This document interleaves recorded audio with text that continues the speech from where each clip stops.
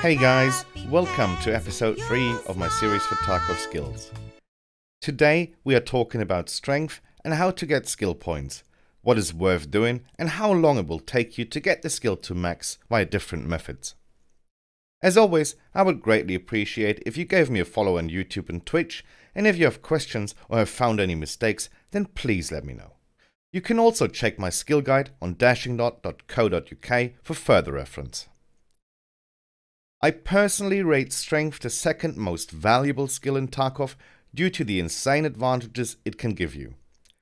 Let us briefly talk about these advantages you get when putting in time and effort to level up strength. You will get 1.5% sprint speed per level up to 75% on level 50. This has changed and formerly was at 100% in 11.7, but the 75% speed increase is still very fast. You can carry 1% more weight each level, which means your max weight capacity will be at 60 kilograms with level 50.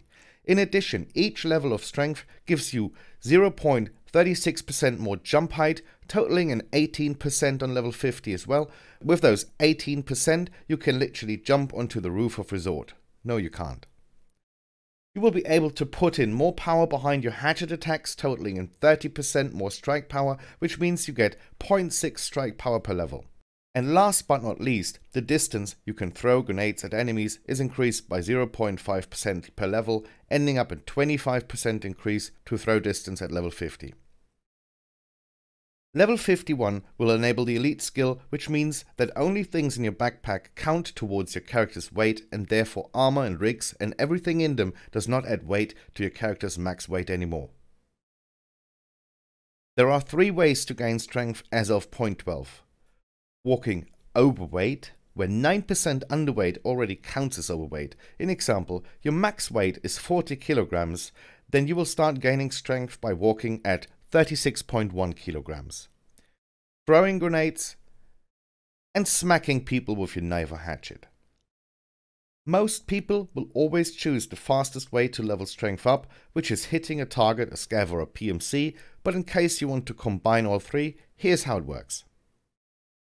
Per minute walking, you will gain about 0.17 skill points, and we have tested this by walking for 240 minutes consecutively, adding up the skill points gained and divided by the 240 minutes. The number can of course not be as accurate as I would like it to be, since Battlestate Games does not show too many values behind the comma.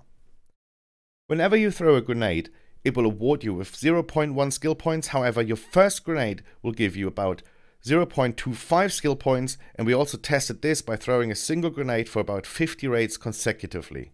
Again, this value could be slightly wrong, but I am certain it is around there. The fastest way to level up strength is obviously by hitting PMCs or scavs with your hatchet, and there are multiple ways we tested that as well. However, the most secure and reliable way is to hit a friend of yours. Each hit will give you 0.1 skill point, and at lower level endurance, you make about 1 level of strength per raid. That said, many people believe that doing this with your friends is abusing a mechanic that is not intended, so I want to quickly talk about my understanding of cheesing and power leveling. To me, cheesing is when you abuse a mechanic, in example, standing in a fire to max a skill like stress resistance within 2 raids, whereas putting in about 50 hours to max a skill is not. I would call this power leveling, since you are solely focusing on the skill by using a given mechanic. Now, a lot of people who do not have the time or do not want to put in the time just for a skill will cry about the overpowered PMCs with maxed out skills, but remember, those people did put in the time and effort and deserve the rewards. And although not everybody has the time, this is how life is. If you do not have the time to practice your violin, then someone putting in thousands of hours will often be just a better violinist. In terms of if a skill is overpowered, and I always like to choose endurance for that, just bear in mind that you have to put in 150 hours to power level this skill to max. If a skill is as strong as endurance is, I always try to divide the benefits through the time needed, and my conclusion is, it's just fair. Guys, thank you very much for listening, for watching. Give me a like, give me a follow if you haven't done so, and I'll see you in episode 4. Have a good one, guys. Bye bye.